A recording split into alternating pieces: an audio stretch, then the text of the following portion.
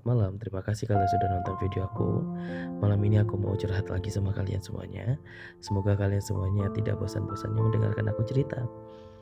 Kali ini aku mau cerita tentang pengalaman aku pulang kampung dan aku ketemu dengan orang random dan akhirnya kita berteman. Walaupun pada saat sekarang aku jarang komunikasi dengan dia karena udah apa ya, dia tuh udah nggak aktif di WhatsApp-nya gitu.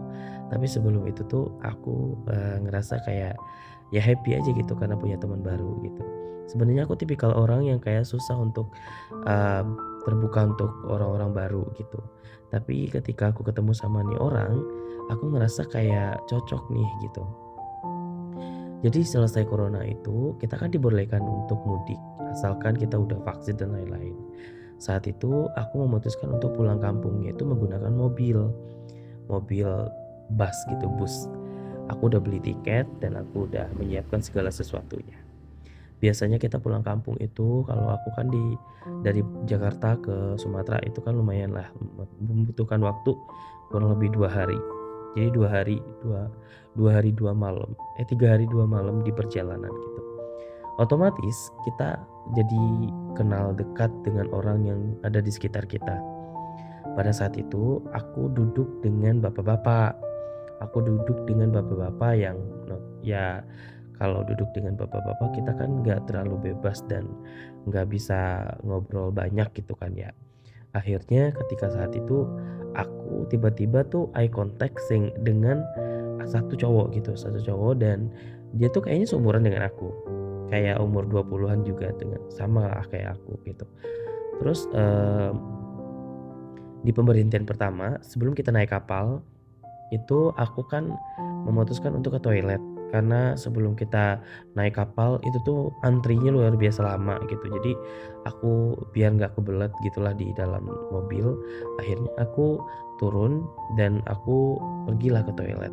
Dan kebetulan pas-pasan dengan si cowok tadi yang pernah eye contact dengan aku, tapi kita sama-sama belum kenal gitu. Terus aku dengan memberanikan diri bilang kayak gini, "Mau ke toilet juga?" "Iya mau ke toilet." "Bareng yuk." "Hayo," kata dia.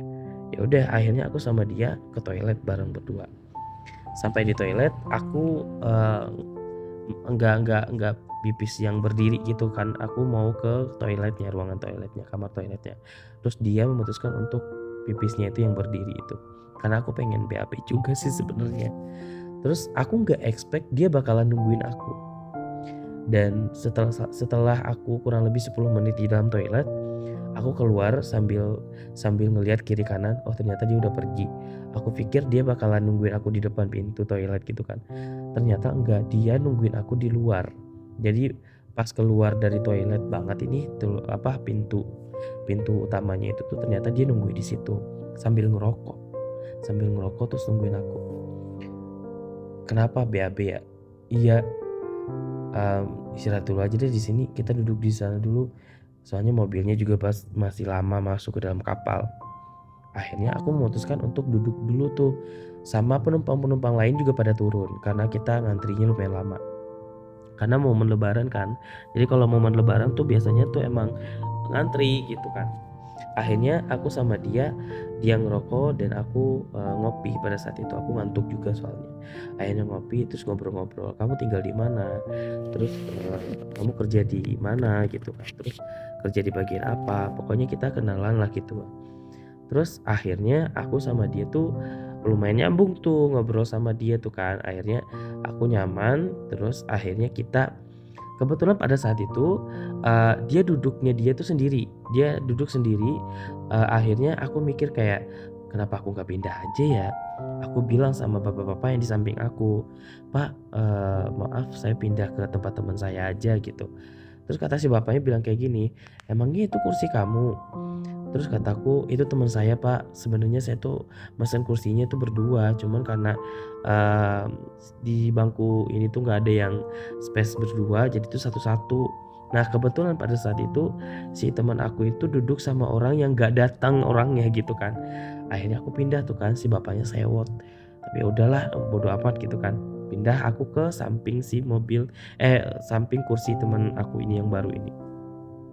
Kita ngobrol-ngobrol terus sampai capek kita tidur.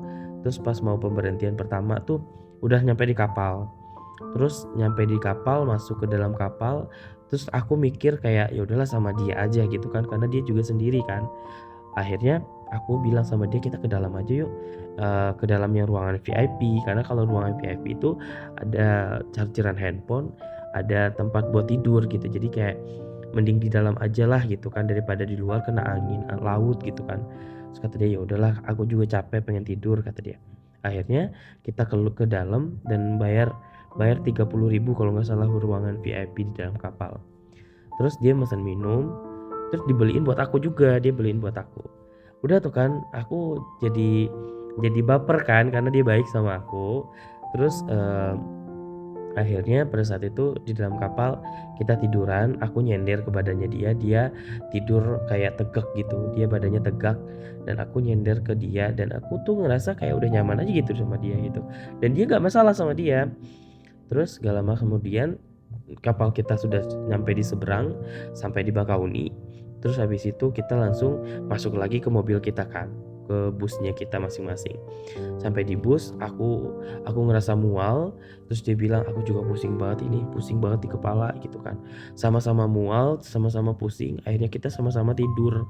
Kita tidur dan itu lama banget sampai di pemberhentian berikutnya. Aku lapar, sebenarnya aku lapar banget. Terus aku udah nyemil, aku udah minum, tapi aku nggak mau minum terlalu banyak kan karena takut pipis gitu kan. Walaupun di dalam mobil itu ada toilet, aku nggak kuat sama baunya, bau banget mobilnya. Terus akhirnya, nah di pemberhentian berikutnya, aku sama dia mandi. Kataku gini, kamu mandi nggak? Iya dia mandi dah, badannya udah nggak enak banget kata dia. Ya udah bareng lah bareng gitu. Ya udah mandilah kita kan. Tapi di tempat yang berbeda, kayak di satu kamar yang di kamar masing-masing, kamar mandi masing-masing. Terus kata dia, ya udahlah ayo kita mandi. Terus aku mandi, dia mandi. Kalian tahu gak sih, dia berubah banget.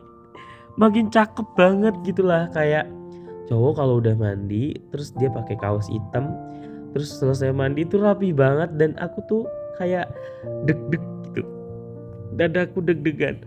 Dia normal, dia nggak ada sedikit pun kayak, kalau biasanya kan aku tuh insting aku tuh kalau ngelihat cowok kalau udah begini berbeda, aku udah langsung tahu kalau dia itu berbeda gitu.